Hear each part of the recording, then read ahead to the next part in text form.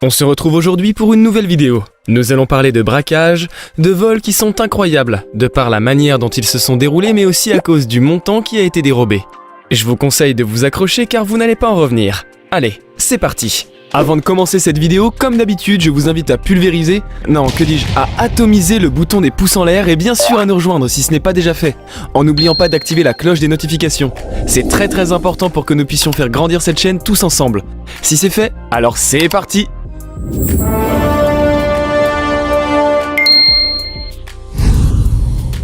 Cacher une télévision sous sa robe. Le dernier cambriolage que nous allons voir est certainement l'un des plus ingénieux qui existent à l'heure actuelle. Une femme est entrée dans un magasin d'électroménager pour acheter une télé. Au moment de passer en caisse et lorsqu'elle attendait, elle a simplement décidé de cacher cette dernière sous sa robe. Bien évidemment, personne ne la regardait à ce moment-là. Peut-être trouvait-elle le temps long. Quoi qu'il en soit, nous ne savons pas encore à l'heure d'aujourd'hui comment elle a pu sortir du magasin sans se faire remarquer. Mais ce que nous retenons de ce cambriolage est que finalement les astuces les plus simples et les plus évidentes sont certainement les plus efficaces. Après tout, il ne suffit pas d'être cagoulé ou maquillé pour voler ce que l'on veut, n'est-ce pas ? Le vol d'une bijouterie en Grande-Bretagne. Le vol dont nous allons parler tout de suite est le plus grand vol de bijoux de l'histoire anglaise. Et vous verrez qu'il n'en faut vraiment pas beaucoup pour réussir à remporter le pactole. Nous sommes le 6 août 2009, lorsque deux hommes entrent dans une prestigieuse bijouterie, nommée Maison Graff. Ils se font passer pour des clients. Ils sont repartis avec pas moins de 65 millions de dollars. Mais comment ont-ils fait ? Armés jusqu'aux dents, ils ont menacé le gérant de la bijouterie. Après tout, ils n'étaient pas vraiment du genre à vouloir faire les choses en douceur. Une fois qu'ils sont partis, les policiers et le dirigeant ont bien voulu regarder les caméras de surveillance. Ils ont bien vu les deux hommes, mais ces derniers avaient un maquillage digne de professionnels.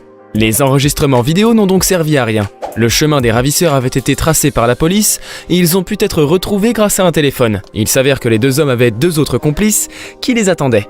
Bon, les braqueurs ont été mis sous verrou, mais les bijoux n'ont jamais pu être retrouvés. Cependant, tout le monde s'en est sorti indemne. L'attaque du train postal Glasgow-Londres. Vous voulez un autre braquage extraordinaire et presque ingénieux ? Celui du train postal Glasgow-Londres. Il s'agit de l'un des plus gros vols qui ne s'est jamais produit en Angleterre. Ce n'est pas moins de 2,3 millions de livres sterling qui ont été volés ce jour-là, ce qui fait environ 2,7 millions d'euros.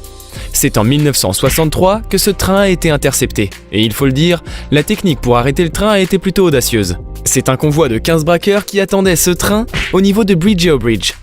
Ils avaient créé de faux feux de signalisation pour que le train puisse s'arrêter en pleine voie. Ils sont ensuite entrés dans la cabine de navigation et ont assommé le conducteur. Ils n'avaient de toute évidence pas l'intention de leur faire du mal. Et pour l'argent, ils ont simplement pris des dynamites pour faire exploser l'endroit où se trouvait le coffre-fort. Bon, manque de chance pour eux, ils avaient laissé des empreintes partout. Et ont donc pu être retrouvés avec ces dernières. Ils ont été retrouvés par la police et ont écopé de 300 ans de prison. Vous l'aurez compris, ils n'ont pas pu purger leur peine entière. Mais ils ne sont jamais ressortis de cette prison. La Panthère Rose. Vous aurez certainement le générique du dessin animé dans la tête, mais ce n'est pas vraiment ce dont je voulais vous parler. En effet, la mission Panthère Rose est un braquage organisé par 4 hommes. Ces derniers se surnommaient Pink Panther, pour Panthère Rose, mais ils n'étaient pas n'importe qui. C'étaient des ex-militaires qui ont voulu se convertir dans une toute nouvelle activité. Et le braquage était pour eux la solution idéale. C'est en 1996 que se passe l'un des plus gros braquages en France, dans la bijouterie Harry Winston à Paris. Les 4 hommes sont entrés dans cette dernière et ont mis dans un coin le personnel, mais également les clients qui s'y trouvaient. Ils ont cassé les vitrines et sont repartis avec pas moins de 85 millions d'euros. Quand même, ça fait beaucoup. Néanmoins, il n'y a aucun blessé, ce qui est plutôt bien. Une dernière information croustillante. Les Pink Panthers auraient fait plus de 40 vols qualifiés et auraient empoché plus de 350 millions d'euros durant leurs 15 premières années d'existence. Ils ont été capturés par Interpol en 2018 à Serbie. Ils seraient également mêlés à diverses autres affaires illicites et peu glorieuses. Les hackers russes. Vous vous demandiez certainement pourquoi il n'y a pas encore de Russes dans notre sélection. Eh bien, les voilà. Et nous pouvons dire que leurs actions étaient plutôt ingénieuses. En seulement 2 ans, entre 2014 et 2016, les hackers russes ont dépossédé de nombreuses banques dans le monde entier. Avec les joies d'Internet, il est également possible de voir des actions bien plus malveillantes. Et c'est ce qu'ont fait ces hackers russes. Ils ont créé et utilisé des logiciels de phishing, des logiciels malveillants, permettant de prendre la main sur d'autres logiciels ou sur des sites web.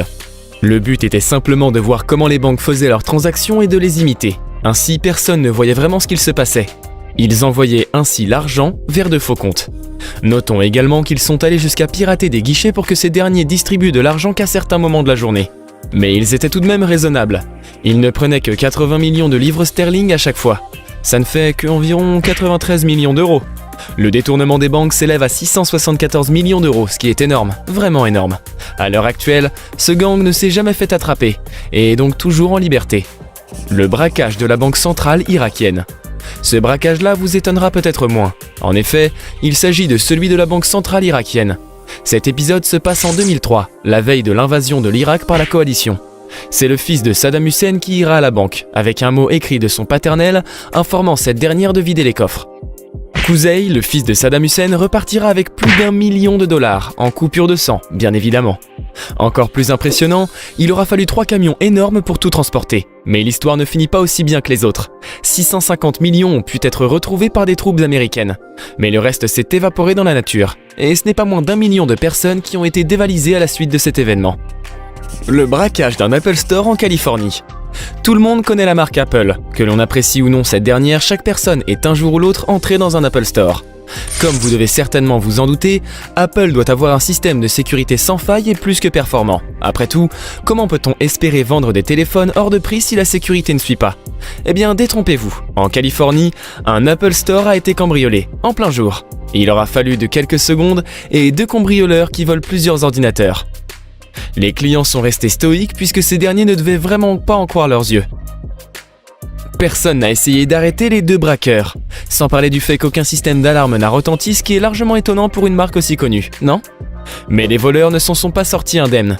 Et pour cause, ils ont été arrêtés et il s'avère que ce n'est pas le premier vol du genre qu'ils avaient à leur actif.